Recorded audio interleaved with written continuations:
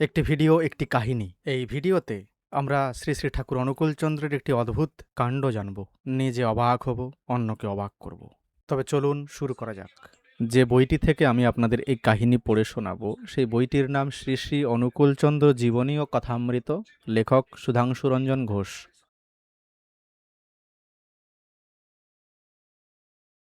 কাহিনীটা সেখান থেকে শুরু হচ্ছে যেখানে শ্রী শ্রী ঠাকুর অনুকূলচন্দ্রের বয়স মাত্র 10 মাস, অর্থাৎ ঠাকুর তখন শিশু। শিশুর বয়স যখন 10 মাস, তখন একবার মনোমোহিনী দেবী ছেলেকে নিয়ে হরিপুর গ্রামে আত্মীয় উমেশচন্দ্র লাহিড়ির বাড়িতে কিছুকাল বাস করেন। এই সময় চমকপ্রদ ঘটনা ঘটে। উমেশচন্দ্র ছিলেন একজন অতি নিষ্ঠাবান সাত্ত্বিক প্রকৃতির ব্রাহ্মণ। তার বাড়িতে ছিল গৃহদেবতা গোপাল দেবের বিগ্রহ। প্রতিদিন সকালে উঠে স্নানের পর নিজের হাতে ফুল তুলে ঠাকুর পুজো না করে জল গ্রহণ করতেন না।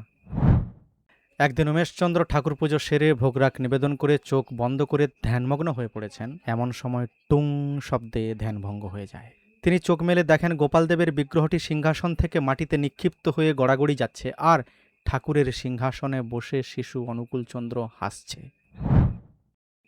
উমেশচন্দ্র তা দেখে মনোমোহিনী দেবীকে ডেকে শিশুর এই অদ্ভুত কাণ্ডটি দেখালেন।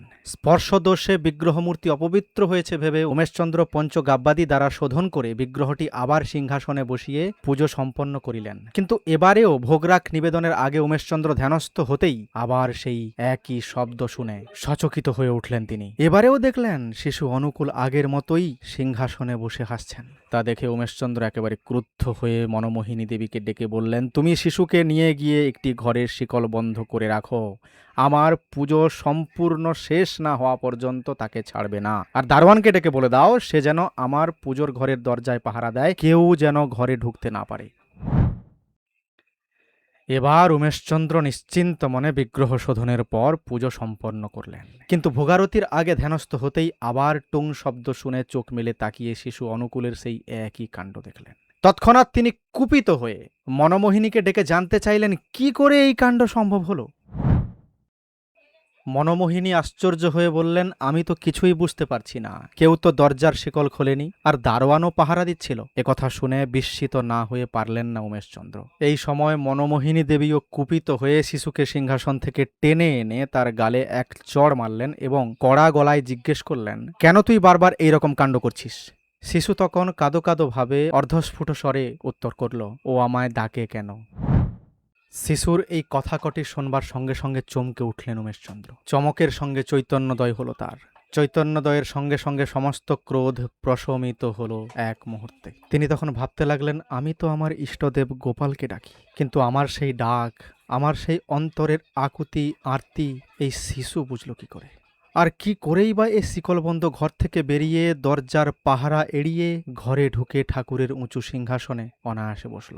কি করেই বা ঠাকুরের ভারী বিগ্রহ মূর্তি সিংহাসন থেকে মাটিতে ফেলল? তবে কি এই শিশু তার গোপালেরই অংশভূত, দৈবী শক্তি সম্পন্ন নরশিশুরূপী এক পুরুষ? একথা ভাবতে ভাবতে রোমাঞ্চিত হয়ে উঠল উমেশচন্দ্রের শরীর। এক তীক্ষ্ণ উদ্ধত চেতনার আঘাতে আলোড়িত হয়ে উঠল তার সমস্ত মন প্রাণ। তখন তিনি সব অভিমান ও রাগ মন থেকে ঝেড়ে ফেলে শিশুকে কোলে তুলে নিয়ে আনন্দে নৃত্য করতে লাগলেন। আনন্দাশ্রুর অবিরল ধারা ঝরে পড়তে লাগলো তার দু চোখ থেকে। তিনি ভাবে বিভোর হয়ে বারবার বলতে লাগলেন, আজ এতদিনে আমার সার্থক হলো গোপালের পুজো। বিগ্রহ মূর্তি ছেড়ে গোপাল আজ স্বয়ং আমার পুজো গ্রহণ করেছে। এই বলে তিনি পুজোর নৈবেদ্যের থালা থেকে যা কিছু ফলমূল ও মিষ্টান্ন ছিল তা এক এক করে তুলে নিয়ে শিশুর কচি মুখে দিতে লাগলেন আর বলতে লাগলেন, ওরে তোরা কে কোথায় আছিস, সবাই এসে আমার গোপালের প্রসাদ খেয়ে যা।